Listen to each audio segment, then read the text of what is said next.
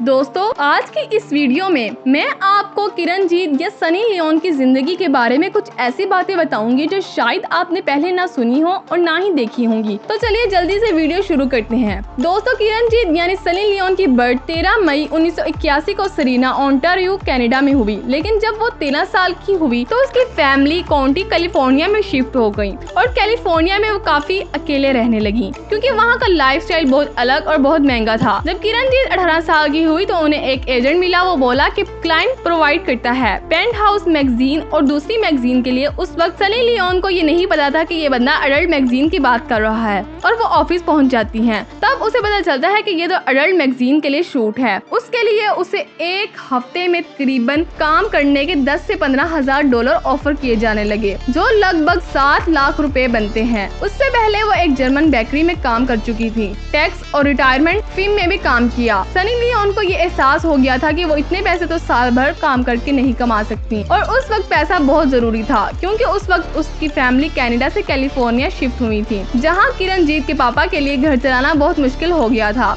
तो फिर क्या हुआ? सनी लियोन ने पेंट हाउस मैगजीन के लिए शूट करवाया और अपने भाई सनी सिंह वोहरा को सब कुछ बता दिया। किरणजीत के भाई ने उन्हें सपोर्ट किया। किरणजीत के भाई ने उसे बताया कि आज से उसका स्टेज नाम सनी लियोन है। अपने पेरेंट्स के डर से सनी लियोन ने अपने घर के आसपास के तमाम मैगजीन खरीद लिए, पर हॉवर्ड टर्न का शो किसी फैमिली मेंबर ने देख लिया। तब फाइनली उसने फैसला किया कि अब अपने पेरेंट्स को बताना पड़ेगा, ये ना हो कि उन्हें कहीं और से पता चल जाए। ये सनी लियोन ने घर में सबको बता दिया। सनी लियोन की माँ के लिए यह यकीन करना बहुत मुश्किल था क्योंकि किसी भी औरत के लिए नॉर्मली ये बहुत गलत होता है। सनी लियोन के पापा ने भी बस इतना कहा कि ये रास्ता तूने खुद चुना है, अब उसमें कामयाब होना और ड्रग्स और टेररिज्म में भी कभी इन्वॉल्व मत होना। ये कोई भी बाप ऐसा कभी नहीं चाहेगा कि उसकी बेटी ऐसा काम करे, खास तौर पर सिख कम्युनिटी में। बाद में सारे रिश्तेदारों ने उनके साथ रिश्ता तोड़ लिया, पर सनी को जरा भी फर्क नहीं पड़ा क्योंकि सनी लियोन पैसों में खेल रही थी। अपने इसी एडल्ट इंडस्ट्री के कैरियर में उसकी मुलाकात हुई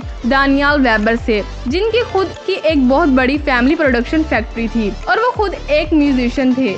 तब दानियाल वेबर ने भी सनी के साथ अडल्ट फिल्म में काम किया। तब दोनों ने इस इंडस्ट्री से एग्जिट लेने का इरादा किया और खुद की एक अडल्ट इंडस्ट्री बनाई जो ज्यादा देर तक ना रही और फ्लॉप हो गई, जिसका नाम था सनलेस कंपनी। सनी लियोन की माँ बहुत ज्यादा नशा करती थी। जब उसे सनी लियोन के अडल्ट प्रोफेशन का पता चला तो वो हर रोज ड्रिंक करने लगी और इसका असर उनकी हेल्थ पर हुआ और 2008 में वो चल बसी। फिर 2010 में उनके पापा कैंसर से चल बसे। तब सनी लियोन ने दानियाल वेबर से शादी कर ली और उस वक्त उसके पास कोई काम नहीं था और तभी उसने बिग बॉस से कॉल आई शो में आने का और शो के लिए $1 लाख एडवांस में दिया गया। शो के बाद वो जिस्म 2 में नजर आई। जैकपॉट फिल्म के बाद उनका कैरियर बस खत्म होने ही वाला था। तब उन्होंने बेबी डॉल गाने ने उनकी पूरी लाइफ को चेंज कर दिया। रातों रात उसके पास काम करने की लाइनें लग गईं। सनी लियोन ने 2013 में अडल्ट इंडस्ट्री से ऑफिशियली रिटायरमेंट ले ली। सनी लियोन 2012 से 2017 तक